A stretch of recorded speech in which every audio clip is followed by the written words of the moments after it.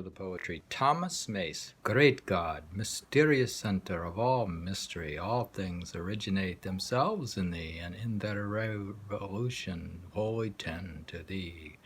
Their octave, their most happy end, all things were here in nature as thus rounded, thus mystically limited and bounded. Some harmonize in diapasons deep, others again more lofty circles keep. But thou, the moving cause in everything, the mystic life from whence all life doth spring.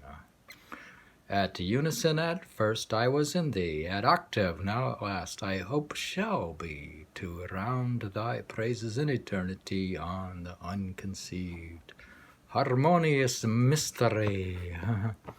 We are reading from the Untuning of the Sky, Ideas of Music and English Poetry.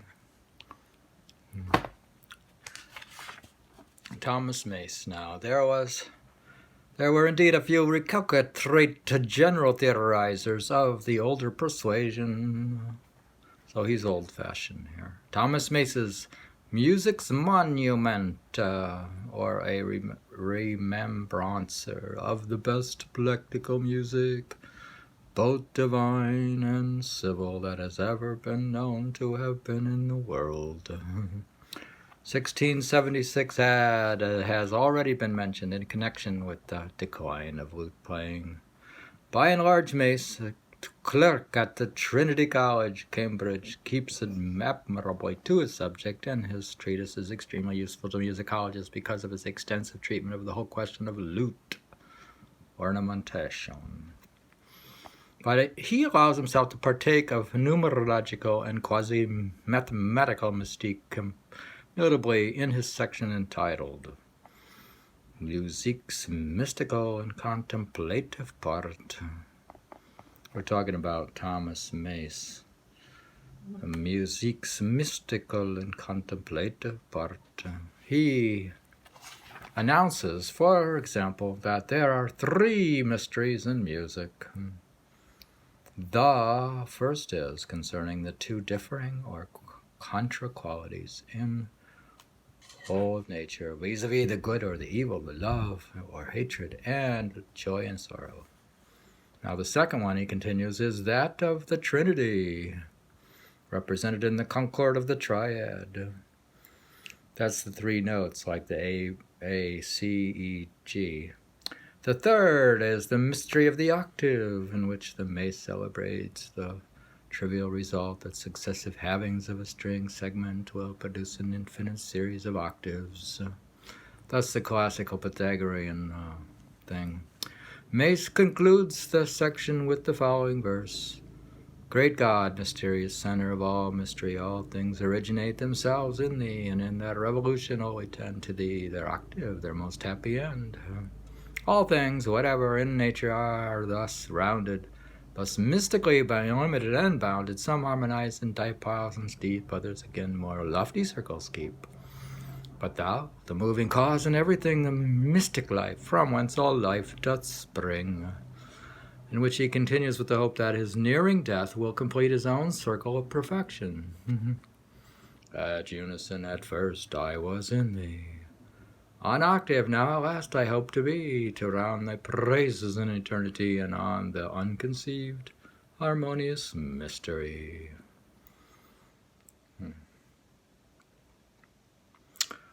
The poem is surmounted with a diagram of an infinite spiral.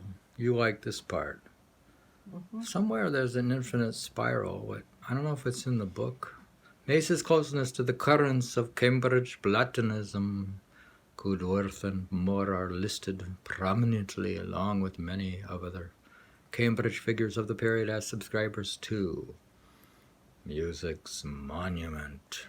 Seems to have been accompanied with a dislike of the modish psychology of affections. This dislike, in any event, operated in conjunction with his rather antiquarian position with respect to his subject itself to lead him to the celebration of the older musica speculativa.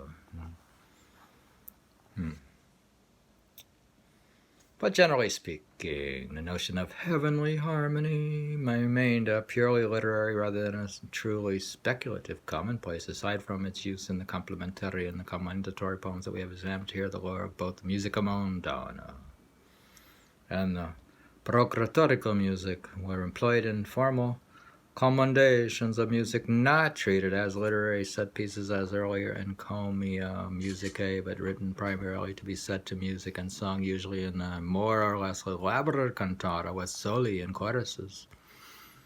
In short, the corpus of traditional musical doctrine began to come under the jurisdiction of Addison's law to the effect that what is sung is too silly to be said, at least as far as both occasional and discursive poetry was concerned. The formal praise of music had become, by 1680s, a subject more fitting for singing about than for seriously discussing. An epigram of Samuel Butler's represents very nicely the last stage in that declining tradition. The older form of musical praise in verse, Butler cannot help tying up the cliches with what, although ambiguously so, seems in the long run to be a raised eyebrow. Samuel Butler.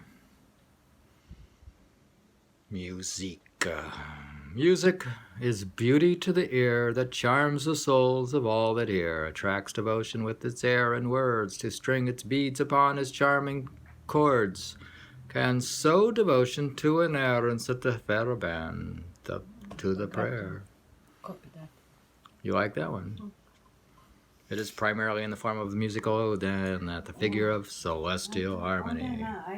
I did think about that. Passes into the 18th century. The use of the figure was revivified particularly.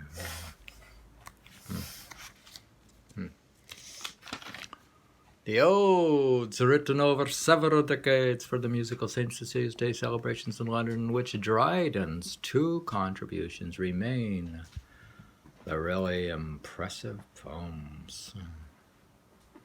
One of them is the Untuning of the Sky, which is the title of the book. In example, examining them, as well as the other musical odes that helped to establish the convention in which Dryden was working, we shall see how the schematic, almost programmatic structure of these odes allow for the last gasp of renewed interest in the literary use of the universal harmony for concrete imagery, and how the problems of musical and encomiastic. What's that word, dear? Encomium is when they write something to praise somebody. When the praising exposition could spark that interest which the changes in 17th century rhetoric and poetic diction had caused to flag. We end here with page 390. We're reading the Untuning of the Sky, the ideas of music, particularly cosmic music or music of the spheres in English poetry. Anything else, dear? No. We are reading the poetry of Thomas Mace, Samuel Butler. Anything else? I think that's it for today. We're having coffee hour with the tuning of the sky.